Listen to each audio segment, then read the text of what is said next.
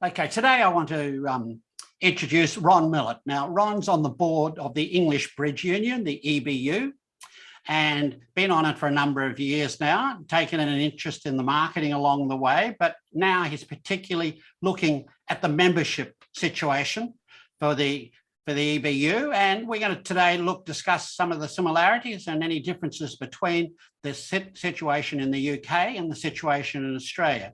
So Ron, welcome to the show. Hi there.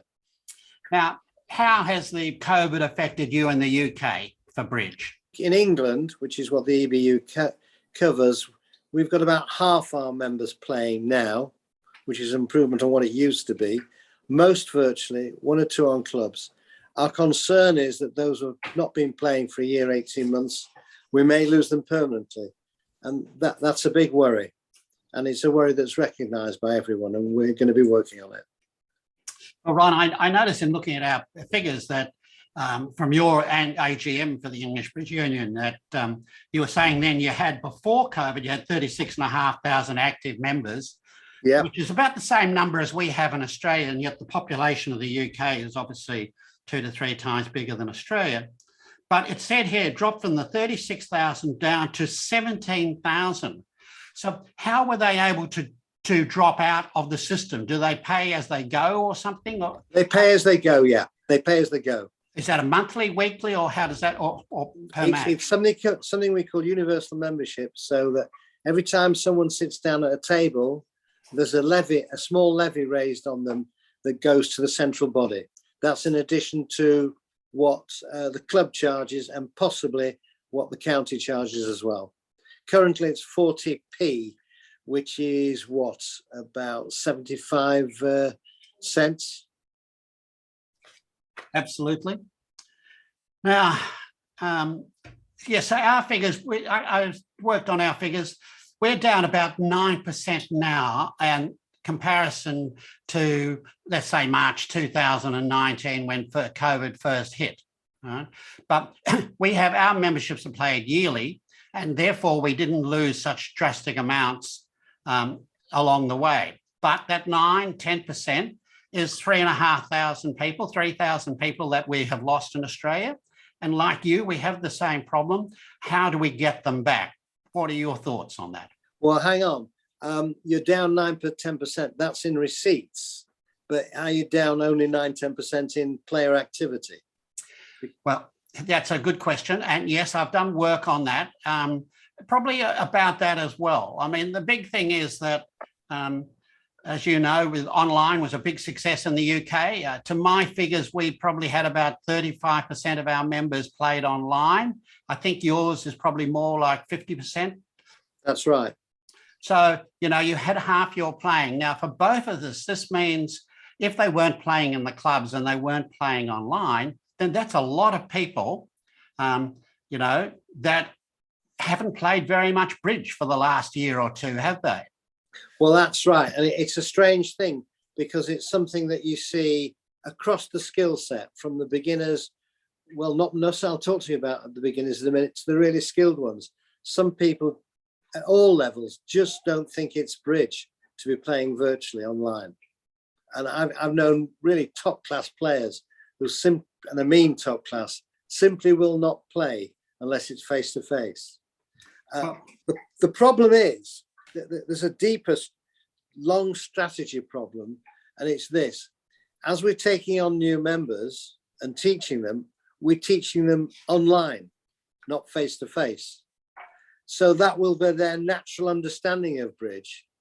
And it will often be a big ask to get them to transfer from online to face to face. In England, why should they travel on a dark winter's night 5 miles to go and play in somewhere they're not very familiar with, and then come back in a rainstorm to get home at 11 o'clock at night, when they can do it anytime in the comfort of their own sitting room? Of course, you lose something. Well, I think the interesting difference between Australia, US and the UK is that I think in America, but certainly in Australia, evening bridge has been dead now for quite a while. It was falling over the years. Some clubs hold a competition night say 1 night a week, and that gets reasonable attendances, but that's only of the top players, right? So we had this factor that the players who are online are happy online, and I agree with your problem there. For those people, even myself, I enjoyed playing online and liked it and liked the availability, all the reasons that you said. But if our committee, for example, I know a prominent person on our committee basically refuses to play online. They dislike the concept so much, and that has weighted the argument to some degree. So, you know, and if, let's say, the good thing about online was you would hope that we got some younger people coming online, though no evidence to support that at this time, who might be influenced by it. But, you know, does this mean that the clubs themselves are in danger? I mean, I've looked at the figures for both the UK and Australia. We both have, the average club has less than 90 members. We're slightly same here. Yeah, sales are slightly higher than yours, but the same sort of dimensions, right? And the same thing in the S. So we have a lot of very small clubs, and they certainly haven't, the very smallest ones haven't done well out of COVID. You know, they haven't had enough people to play. Even the club where I direct, we're actually not playing for the next 4 weeks while this COVID gets sorted out in Australia. And, you know, we're now in late January, and we need to do that. Because we have a very old clientele in our club, and they just don't want to take the risk. So, yeah, so in the long term, are we looking at the demise of bridge altogether as a sport, leisure activity, whatever you want to call it? Well, few points. First of all, in one sense, we're behind you because we've started playing much more daytime bridge, and we are following you on that. And I can understand that it gets very hot in Australia, and you don't want to be out. When you're of a certain age, you don't want to be outside. You'd sooner be in a cooler, air-conditioned environment. Are we under threat? Well, no, let me say one other thing first. It doesn't automatically mean that a small club is going to fail because it's small, or necessarily a large one succeed. It depends on the character and quality of the people running it. And we've seen it many times that a big, good club starts to falter when its key workers or key organisers get older, retire, lose interest. And you can have a small, lively club because there's 1 or 2 people who are really driven and believe in what they're doing. So that leads to the other answer. It's in our hands. We need to market it or push it and say, look, this is the new bridge. So it may be less acceptable to traditional players, although not necessarily so, but it may be more acceptable to a whole load of new people who are familiar with playing computer games. For example, there's one international player who plays in our club in Leeds, plays for England, but she's also a fanatic gamer. And I understand her house is full of gaming equipment, screens and so on. So there's a huge area there of possibly younger people, this lady is younger, who, if we market it and present it properly, may be attracted to bridge. After all, they did it with poker a few years ago, which I still consider a scruffy game in comparison. But it's up to us. Is it a threat or an opportunity? As with any business or organization, we've got to take the view, well, it is a threat, but it's also an opportunity. So let's encourage the face-to-face clubs, but let's develop the virtual play as well. You mentioned earlier about teaching online. Yeah. How many clubs did you get to actually teach online, Ron? Well, Yorkshire ran a special series there. Yorkshire's got 34 clubs. They invited them all to join in. 10 did, and the way it worked, was it 12? 12 joined in. The presentation and the platform for play afterwards was provided by the county, but the clubs themselves sourced the candidates and managed them. We started off with over 300 people taking part. there were 30 lessons. If you want to play socially, I think you only need the first 15 or 20, quite frankly. By the end, there was still well over 100. 150, I'm told. So, and they had not congresses, but mini competitions and that sort of thing. And we're not the only one doing it. Other counties and individual clubs are doing it as well. So you had a retention rate of about 50%, 150 of the 300.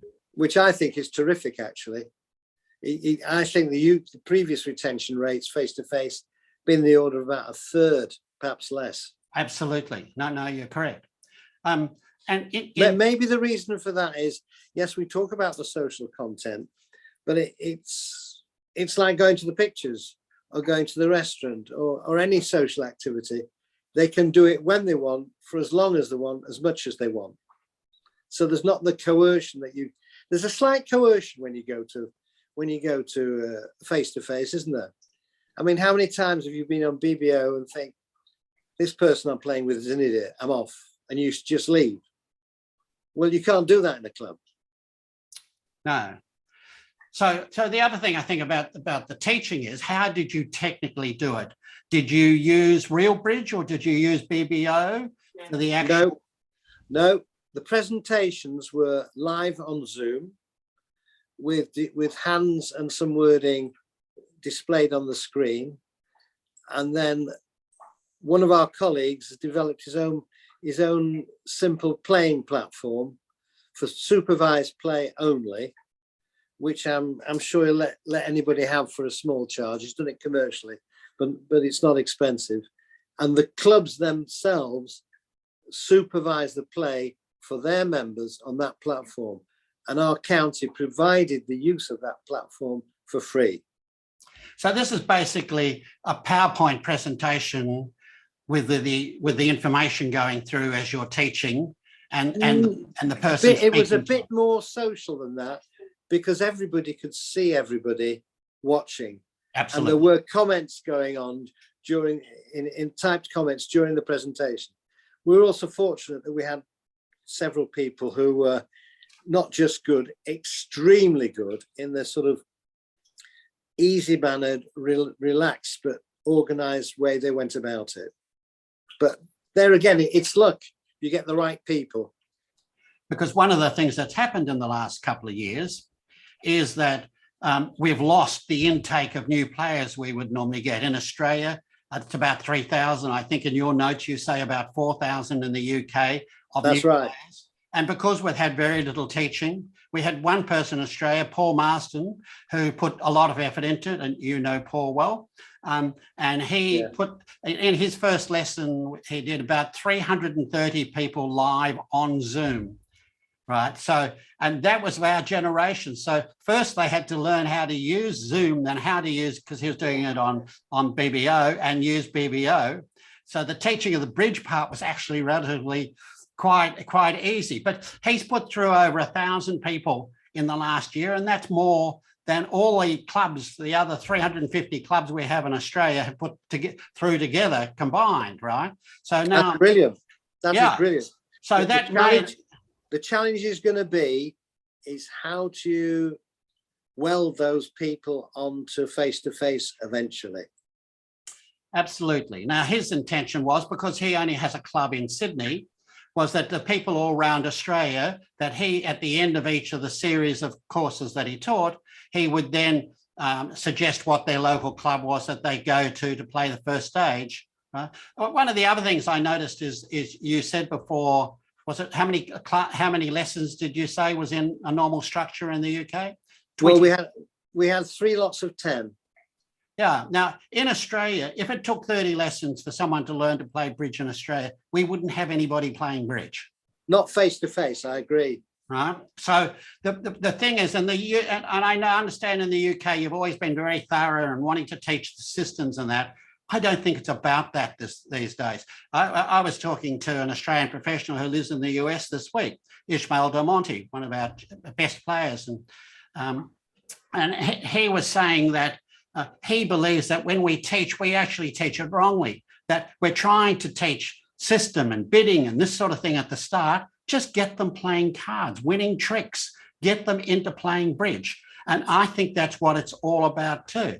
I mean, we wouldn't disagree. We wouldn't disagree with that, because we have a system that, not my favourite, but a lot of teachers use it, called mini bridge. Yes.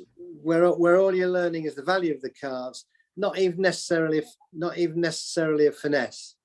And I mean, I have a personal view that the best way to start is to play solo or whist, which is the heart of the card play of bridge, in my view. And then actually the bidding system has a linked logic, if you like, because the bidding system really at base reflects the value of the cards that you hold, really, doesn't it? And it's a way of talking about them without talking about them. The most important thing for teaching is to get the people to come back, because our retention rate of people who start right around the world, as you mentioned before, is about 30% or so. Certainly the online that Marston's doing in Australia has been, he would claim up towards 90, but certainly let's say 75 or 80%, right? Which is a very high retention rate. And the only way we're going to do that is if we make it simpler for people to understand and to enjoy it and want to come back because they like the people, they like the environment, they like the social aspect of it. I partly agree with that, but not entirely. I'll tell you why I don't agree. When you're teaching face-to-face, you're restricted spatially, access to people, whereas when you're teaching online, you could teach 10,000 people at the same time, theoretically.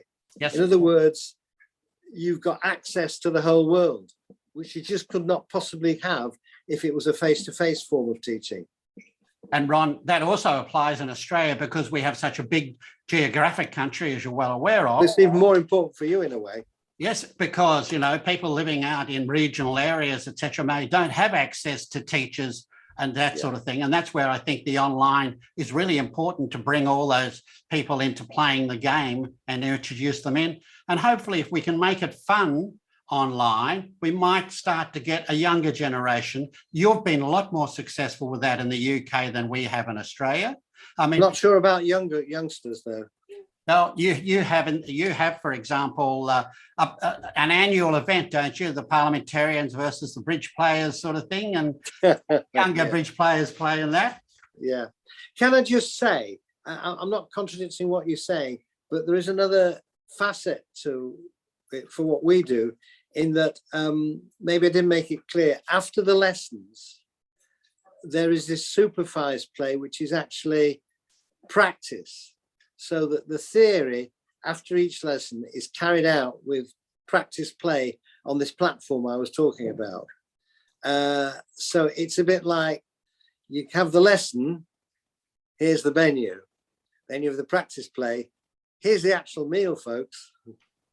And that is often what captures them for the next lesson. Look, Ron, in conclusion, I have to say that I've been very impressed by the work that the EBU and yourself have been doing on trying to progress the game, to try and get people learning. Certainly none of us expected that COVID would come along and absolutely wipe out a couple of years for us. But I think what you're doing is absolutely excellent there, and let's hope it works, because the bridge world needs it all over. So look, thank you very much for your contribution today. And my pleasure. That's very nice of you. Thank you very much, Ron. Yeah, keep well and keep playing bridge.